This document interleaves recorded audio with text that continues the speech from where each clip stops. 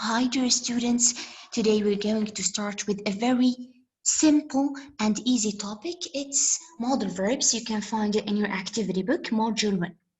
You, you may find the title a bit complicated. It's what obligations and permissions are. No, they're very simple.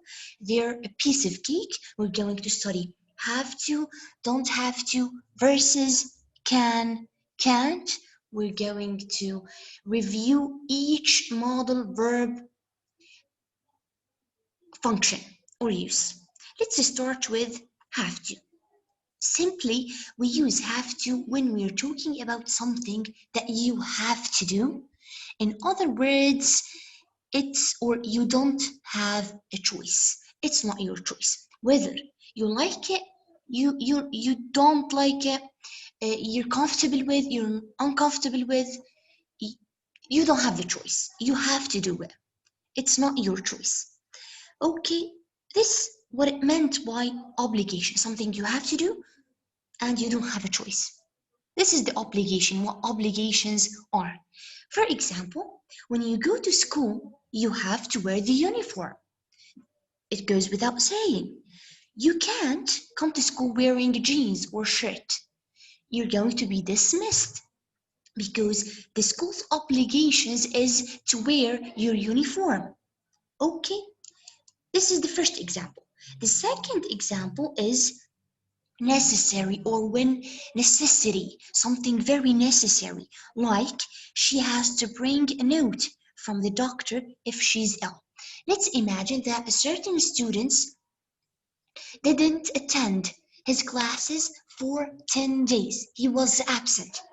The school going to wonder where is the student. So when he came back, he must provide a proof or a report, medical report from the doctor that he was in hospital, for example. This is very necessary, so we use have to. This is the function of have to. Things you have to do, you don't have the choice, and they're very necessary. Please note this red sign or red note here that with third person, we're going to read it together.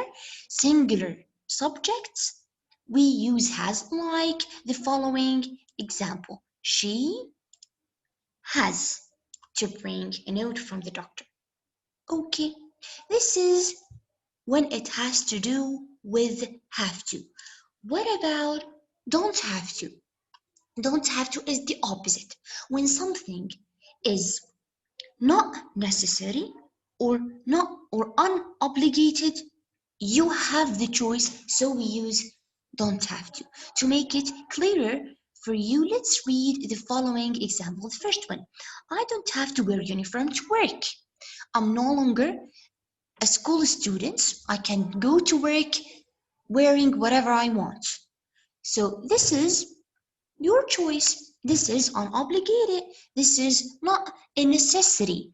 Unless, and please here note something, we're going to talk about a dress code and underline my words or underline this expression, dress code, when we going to, when or in the future, going to explain the employee of the month reading paragraph.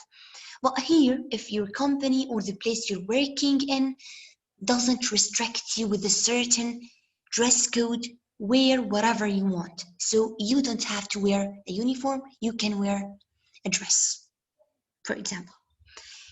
The second example is he doesn't have to come with me. I'll be fine alone. For example, you're adult and you can go to school by yourself.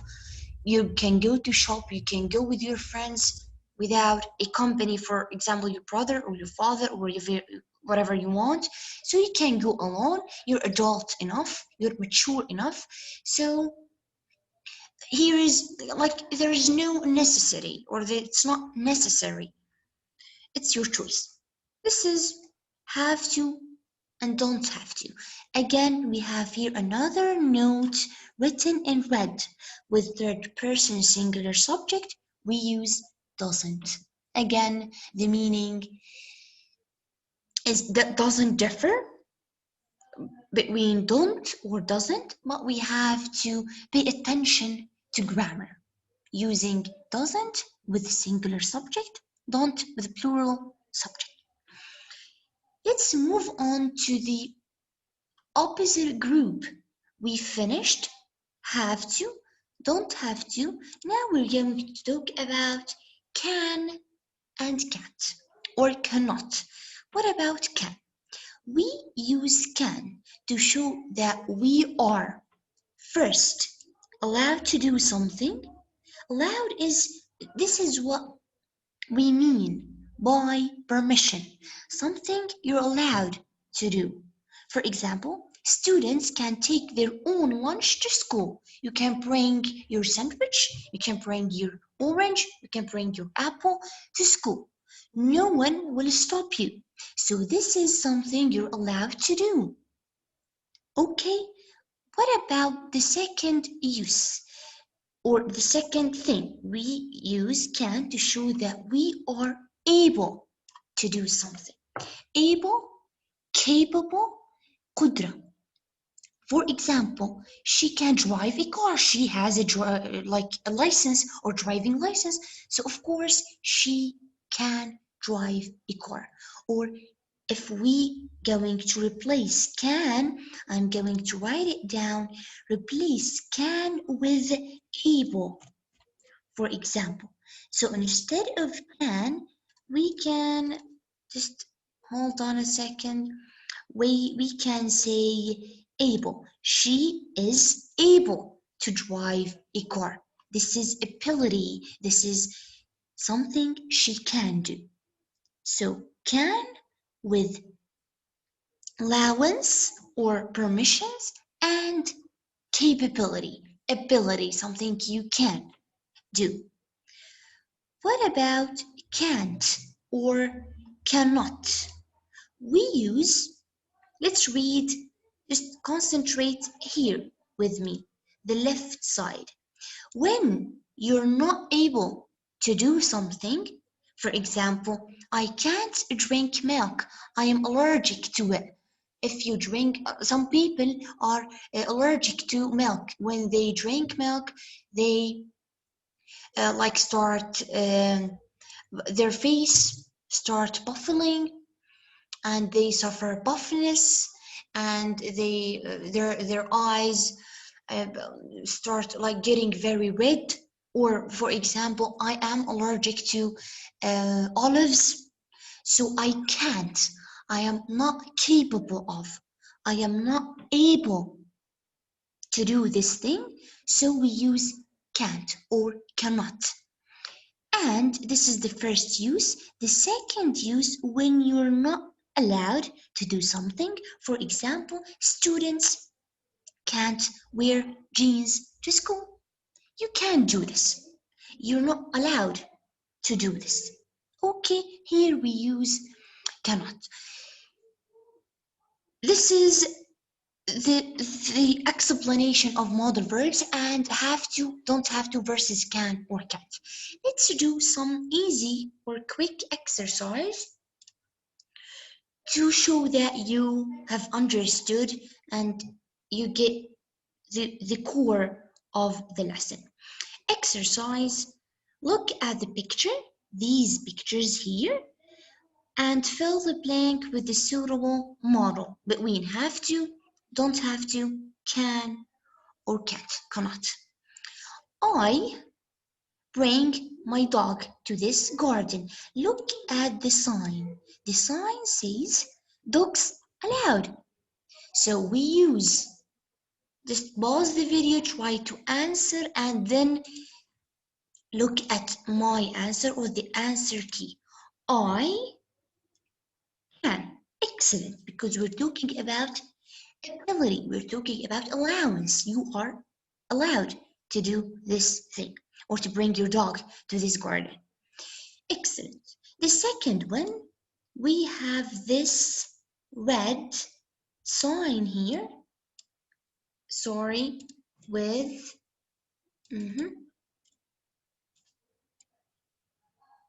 with camera inside the sign. You take photos in the museum. What do you think the sign is about? Excellent. It's about you cannot or you can take photos in the museum. In other words, you're not allowed to do this. Okay? You're not able to do this, taking photos in the museum. What about the third picture? It's this one. We have like someone who's wearing a mask, and we have correct sign next to him, and something who or someone who doesn't wear his mask, and we have like red wrong sign next to him. We're going to read the example. You wear your mask inside the bank. It's or something look like what? Excellent. It's about obligation. So you, excellent, have to wear your mask inside the bank, or you're going to be kicked out. You have to. It's an obligation. Okay? It's a must. Something you don't have a choice. Right? The last one is this picture, this boss. I think it's the boss of someone, or it's direct manager. I don't know, but he says, or he's holding an announcement or a sentence, or like no obligation meeting. There's no obligation meeting, or it's unobligated to attend the meeting. So it's your choice. You're free to do whatever you want. We use excellent. You don't have to attend the meeting. It's your choice. It's not a necessity. Okay, this is our lesson for today. Again, I'm going to send you a Google form to examine that you have got everything about have to, don't have to versus can and can't. Thank you so much, and see you next video.